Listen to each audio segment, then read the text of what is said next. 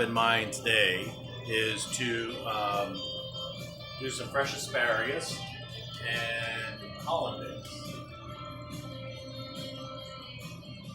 I drove up to Alligator Farm and Hadley. It's on 47. Brings you by the old flea market area. I don't know if it's old or not. They still do the flea market there. And you also get to see the flood markers on your way there. So the asparagus were harvested yesterday. And all I did today, because they were harvested yesterday, is I just took like a half an inch to an inch off. I saved that. I can use that for stock at another time. I rinsed them a couple times because they tend to be sandy. And a little bit of dirt was in the water. So those are washed. I'm just going to cook those partially in salty water, and then I'll lay them out on some trays, and I'm going to make hollandaise, and we're going to eat a couple bunches of asparagus with, we got some takeout coming from Nadim's as well. So we're going to have some beef kebabs and falafel kebabs and whatnot from Nadim's. The first time getting food from Nadim's. They do curbside there. It's really set up pretty easy. It was easy to order online too, which was great. So for clarified butter, I posted, I think, if not, I will later on and check. So I bring it kind of to a bubble, and it gets foam on top. You take the foam off, and then I like to put it in a container, let it cool, and then put it in the fridge. And so on the bottom is the milk way. You may not really tell. So what I'm going to do is I'm going to warm it up, and then I wash it off a little bit, and that gives me really good clarified butter. And I like to make my hollandaise with clarified butter. I'll show you that. So typically for hollandaise, plan on 1 egg yolk for 4 ounces, 4 fluid ounces of clarified butter. So I should have enough here for at least 2 egg yolks. All right, so we're gonna warm it up a little bit. It will pop right out. It did. All right, the milk whey went away. No pun intended. I washed that off, and I have pretty good, clean, clarified butter. Okay, so we're gonna go warm that up on the stove. I already have set up, when you get that hot, I already have set up here a pot here that my bowl will, wrong bowl, so my bowl will sit in nicely. I then have a pot here to put the bowl on afterwards when I go to make the sauce. All right? I'm going to let that get hot. We'll do the egg yolks. I've got salty water here for the asparagus.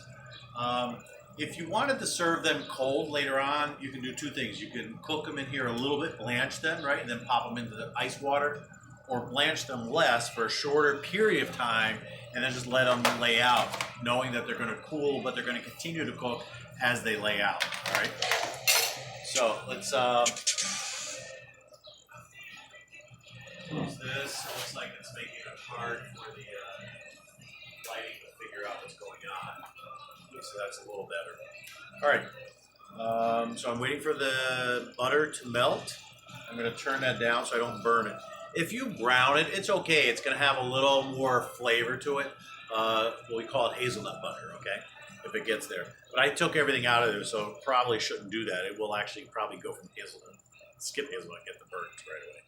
All right? What I like to do for eggs, what I'm going to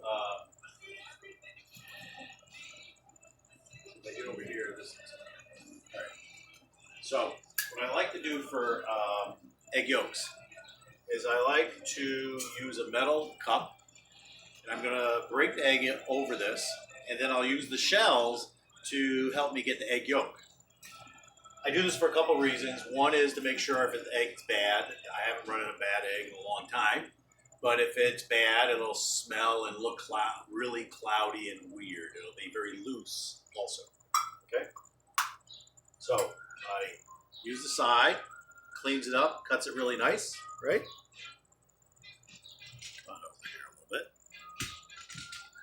Oops. All right. And then we can use that. I'm using one shell, then the other shell. Some people put it right into their fingers. I'm not a real fan of that. Good. If I get a little white in my yolk, it's okay. If I'm saving the egg whites and I'm doing something with egg whites, I don't want yolk in my white, if that makes sense. Okay? All right. Same thing. So I'm using 2 egg yolks. 1 egg yolk is really difficult to work with. To make sauce. Very difficult to work with.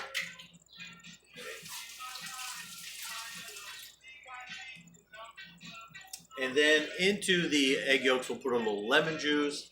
I don't have lemon juice. I had limes for gin tonic, so I'll use some lime. Salt, pepper, and a little bit of cayenne. And I'll show you that in a second. Let's go check on our butter. I'm going to turn it down a little bit. It's looking good. Once it's soft, it'll be easy for me to just kind of show you what it looks like in the label. Okay. I don't want to do the asparagus yet. I want to save those. All right. Somebody must be outside. All right. So we don't need the egg whites. Get rid of those. I don't do anything with egg whites. So it is what it is. All right. I think the other day we did something with citrus. So what I usually do with citrus, if I'm going to juice it, I've got a strainer to make sure if there's any seed in there, I get it out. So I like to press on it a little weight on the cutting board.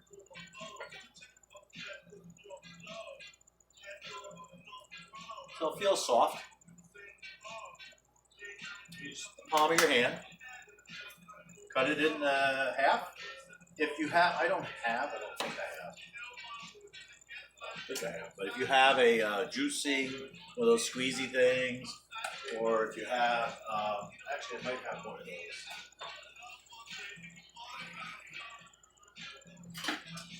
I saw it somewhere, but it's not here. Sometimes you have those ceramic cones you can use also. All right, so I'm going to use 1/2 this lime, see how much juice I have. I can add more later on for flavor and for liquid. You'll see what I mean. So as I'm going to cook this egg yolk, little citrus juice, salt and pepper, a little cayenne over a bain-marie, a double boiler. Okay. All right, so let's go this way. And we've got egg yolks and citrus juice. Okay. I need to wait for this to melt more. I don't want this to be cold. All right. I'm going to have to add some water. I didn't use this, so I'll just add it from here. Okay. Turn that up because this is already boiling, but once I add the asparagus, I want to add some more heat because you don't want the heat to drop. And I'm not going to add them all at one time either. All right, but we're going to do the hollandaise first. And I will look afterwards to see if there's any comments or questions. So I'm going to put a little bit of salt. A little bit of pepper. You know, if you want to put some fresh herbs from your garden or whatever, that'd be nice at the end. I have chives right now.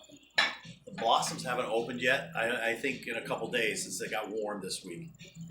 Cayenne, you can do it a couple ways. Never pour it over. Always check when you grab paprika, make sure you didn't grab the cayenne. If you've done that, you know what I mean. I like to put it in here, and that's probably enough.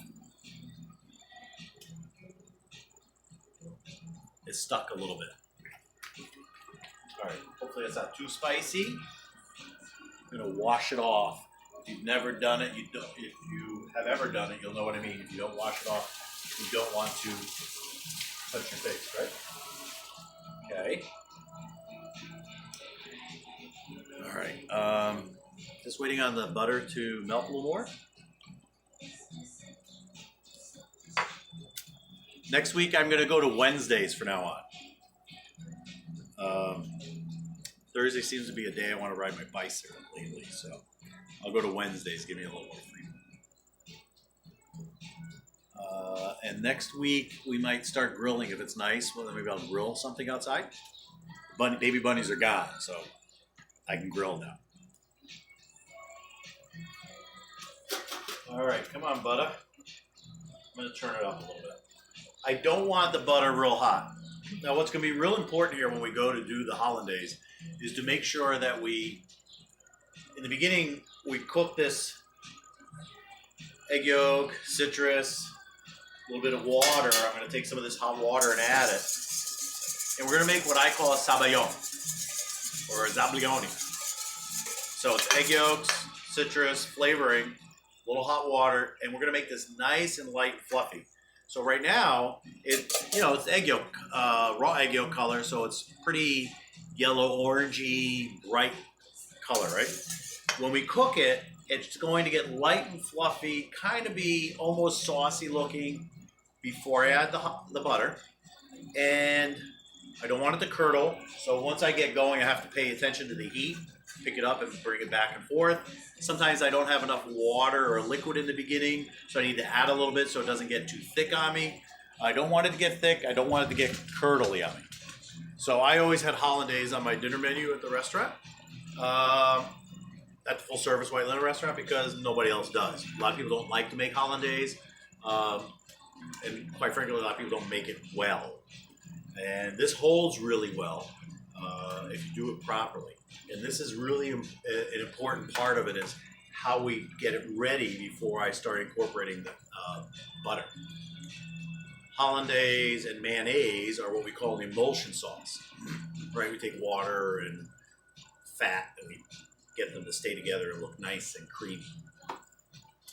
And hollandaise, some people will say, well, it breaks. What happens? If it breaks, there's a couple ways to fix it. I've made mayonnaise and hollandaise, and one time with mayonnaise, I tried to break it by over adding it, but because I did such a good job of prepping for the emulsion, I forgot how many cups I got there before I finally got it to break. And even at the restaurant, what we do is I would never run out. I don't like to run out of stuff. So I would make it, and at the end of the night, if I had to, I would make some hollandaise, whatever I needed to do.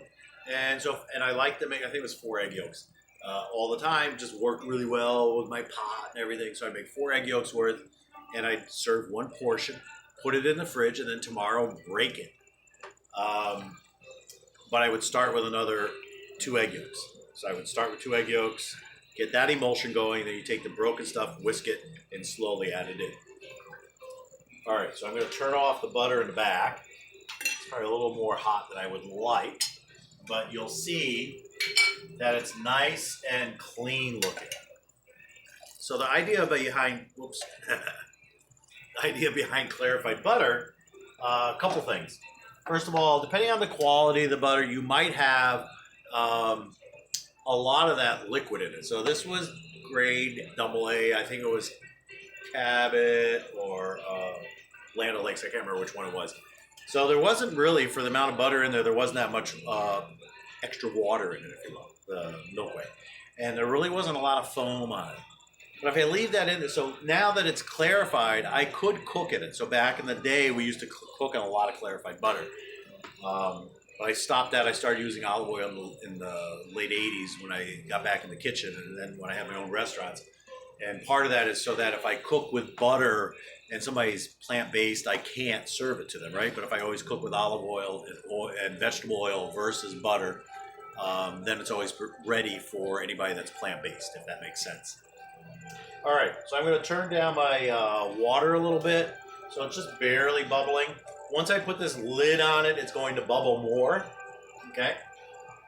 So we'll make the hollandaise now. So I've got egg yolks, and remember, 4 fluid ounces of clarified butter per yolk. And if you try 1 yolk, it's going to be really difficult. So at least do 2 egg yolks. 2 egg yolks, and that means I need about 8 fluid ounces of clarified butter, right? And I'm pretty sure I have a 2-ounce ladle there. So I need 2 ladles per yolk. If you don't have those kinds of ladles at home, just kind of measure it out so it's warm and it's easy to deal with, okay? But you can use at least that. Sometimes you can get more, the better job I do with my sabayon. All right? So I've got the ingredients we talked about already here. I'm going to take, and I have an extra pan over here to put this in when I get it off of the double boiler, all right? This one here. So I've got this here for me. Okay, so I'm going to add a little bit of water. Doesn't follow me down. I'll show it to you in a second. So I'm adding some boiling water to my egg yolks right now. I'm going to add a teeny bit more. I probably added about an ounce, maybe. All right, so that's what it looks. Whoops. That's what it looks like. I need a rag because it's going to get hot. You can't stop now, at least while it's in here. If you remove it from the heat, make sure that you keep whisking because it might start curdling. For me, whisking is all about scraping the bowl or the pan. And be really relaxed with your hand. I'm not holding it on really tight. I'm relaxed, okay?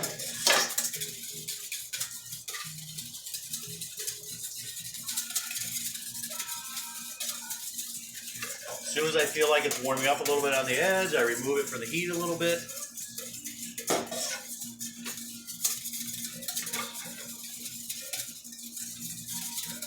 Not that much stuff going on in here, so it's going to cook pretty quickly. It's almost ready. Look how fast that was. Ready?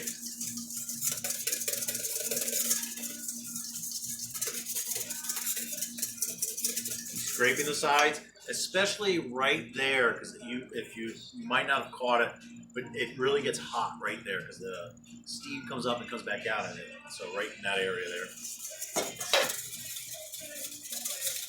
Make sure it's warm. So the butter's warm. My sabayon is warm. I'm going to turn the burner off, so I don't have to move spaces for you. I'll put this up here. So this is not hot. No longer am I hot. This is just to make it so I don't have to hold the bowl so much, right? Look at that. Bam. Well, you know what I mean. Okay.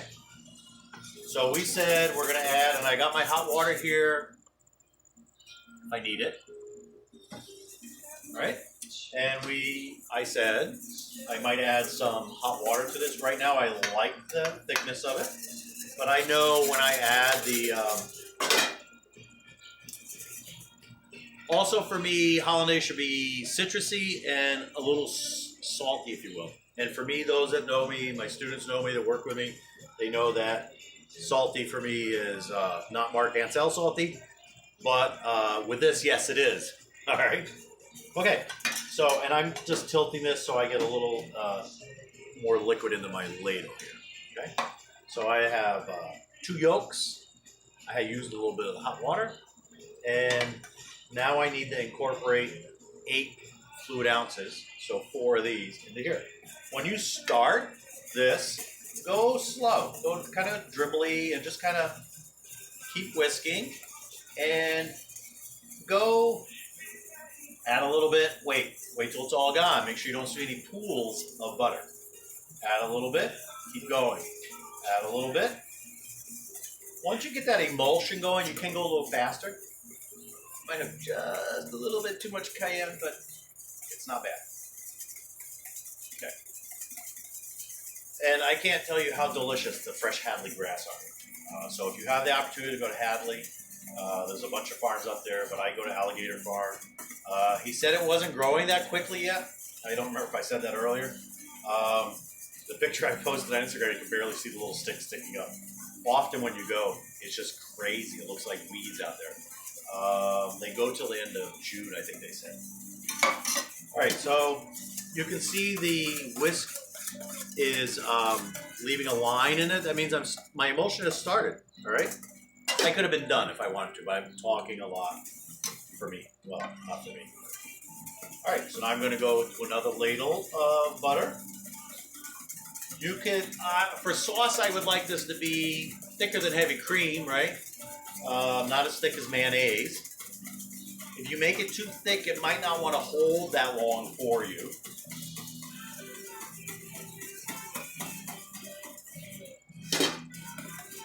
Try to keep it tilted so you get a good look. So the whisk is pulling through and it's leaving line, so it's ribbony, right? And you see that pale kind of blonde color. thickness wise, I'm at, okay, so my ladle's not getting full, so I'll probably go, so this is my third ladle, not full. I don't use much butter, clarified. We're eating more butter because of the bread we're baking, or I'm baking. Can you see it? I'll stop for a moment. So it's getting a little thicker, right? There we go. It's getting a little thicker, but I still like the thickness. It's not too thick. All right.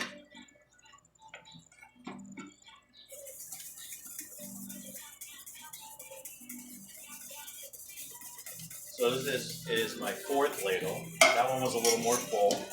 So it's a little shiny. Let's keep whisking before I add more. All the butter is now incorporated.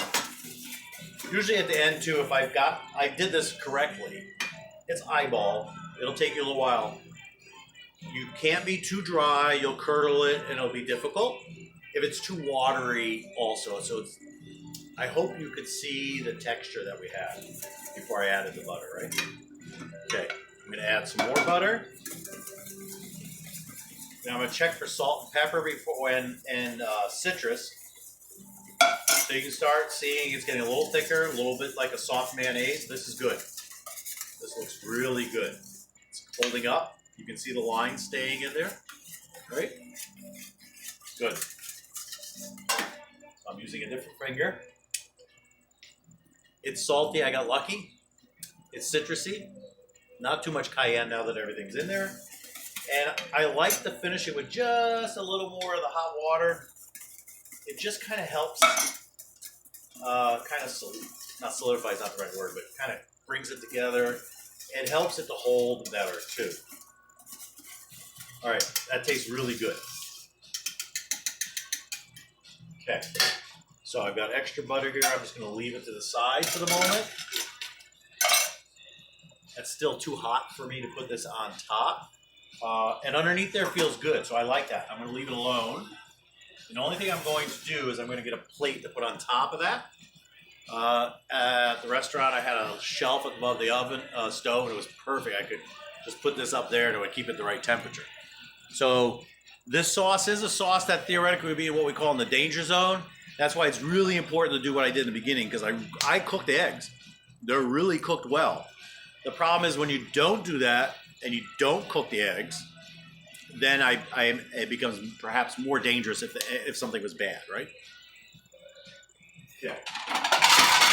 This plate helps maintain the heat in the bowl. Whoops.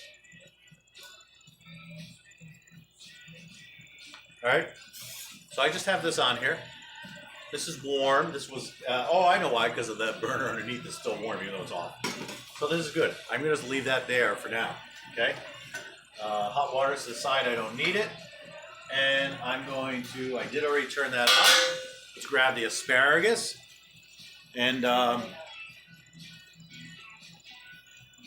okay, so we've got our asparagus. I'm not going to put them all in at the same time, all right? I'm going to put like a handful. Then I'm going to turn the heat up a little bit. And we'll plunge them in. And I've got some trays to take them out and lay them on when they come out. Woo-hoo, that was hot. Okay. And I got tongs here somewhere.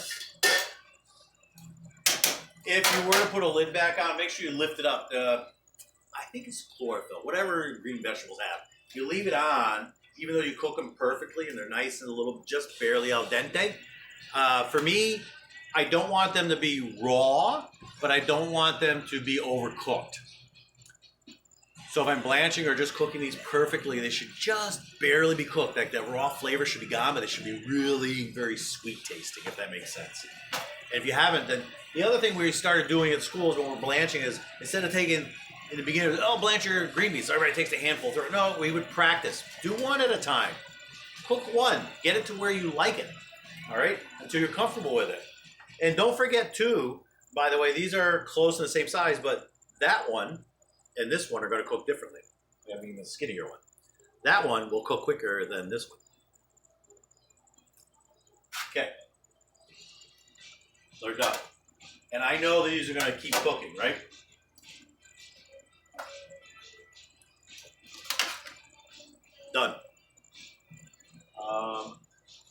kind of snap. And they're going to keep cooking because I'm not putting in the ice water. So the next one I'm going to take out a little quicker. Oh, so sweet. So yummy. Oh yeah. If you've never had asparagus fresh from the garden, you have no idea what you're missing. Plenty of salt. I salted the water too. All right. Yum. All right, so I'm going to go a little shorter because I know they're going to keep cooking. And I've got my circle of trust is already a little bigger. Besides just my wife and I here. So my son and his girlfriend are coming over. And but we've already been a little closer than arm lengths away. All right. Those are good. So good. And if you have the opportunity to get them and then come home and cook them right away. Yesterday, that's what I had for lunch. Oh boy, they're still really good and sweet. But the closer to harvest, so much better.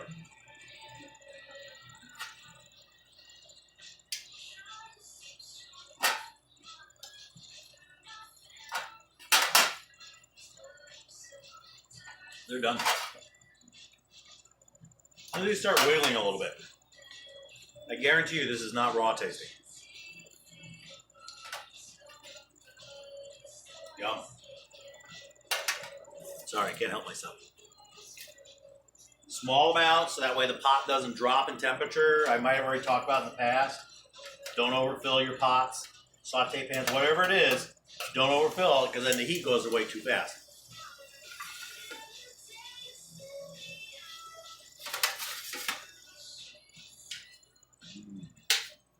Look at that, right?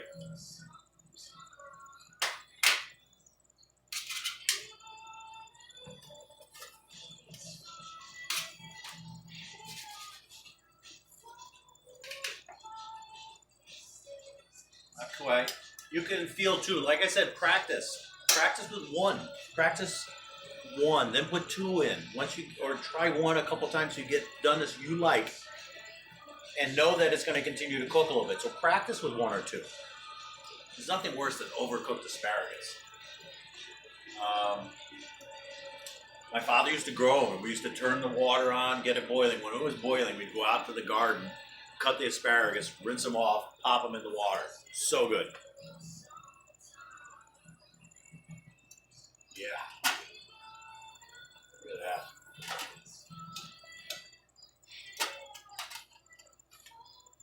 Okay, another little bunch. It's about 5 o'clock. It's only 30 minutes today. But I just thought it'd be really good to showcase the Hadley grass. They started about a week ago, but now with the warm weather, they're going to get busier. They'll start really growing better and more yield, if you will.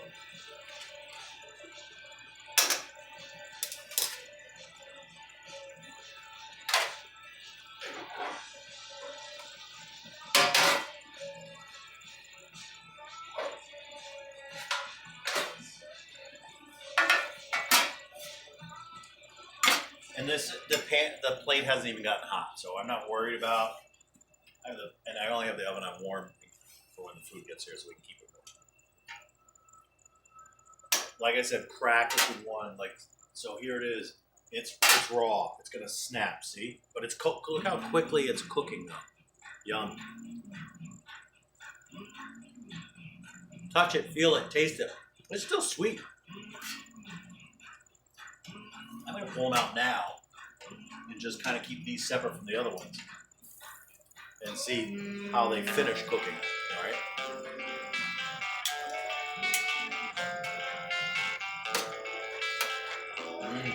Water's still boiling. It never stopped boiling because I'm not overloading it.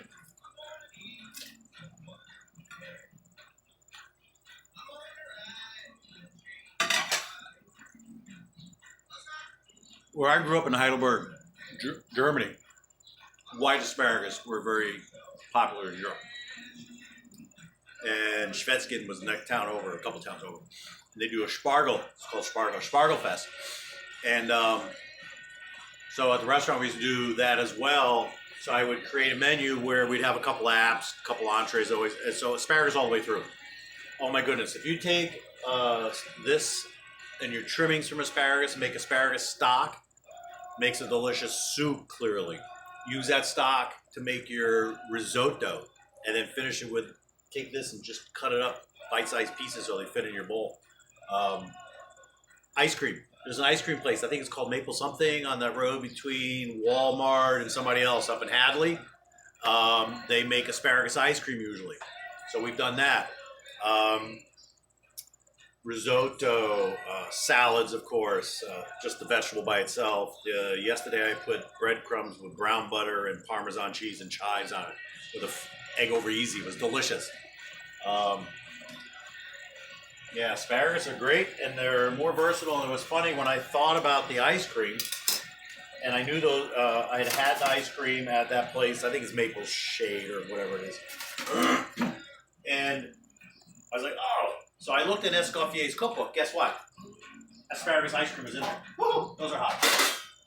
Asparagus ice cream was in there, right? So it's not a new thing. All right. Trying to think of other ways. So asparagus risotto, asparagus soup. I usually make the stock with the ends, you know, the heels. When they're fresh like this, you're gonna have to give up some of the good asparagus, right? Because the whole thing was good yesterday. I didn't need to trim them. And then use that liquid to make soup. Use it to make a risotto. Finish it. Then you take some of the nice asparagus that you made your stock with, and then you chop those up so they fit on your soup spoon. And after you thicken your sauce, you can add those in there. What else? We made ice cream. Oh, we made panna cotta with asparagus. Just trying to get them to cool off a little. But they're staying nice and green. I'm trying to think what else. You can Google and find all kinds of recipes with asparagus, but you can't beat them. Hadley grass, world famous. Back in its day, before it went away for a while, all over the world, it was well known in Central Europe and whatnot as well. So that's it. Asparagus and hollandaise. The hollandaise is straightforward, classic hollandaise. Again, you can flavor that. Instead of citrus juice, you could put a reduction. That's how you make béarnaise with shallots and tarragon and red wine vinegar and whatnot. All right, gang. That's it. Next week, it'll be Wednesdays for the moment, and I'll continue to do 4:30. And nobody's really requested anything, but if you have an idea for something, let me know. I did the steak last week, so we talked about cooking it and tempering it, and it's nice out, so I'll probably start doing some grilling outside. All right, ciao.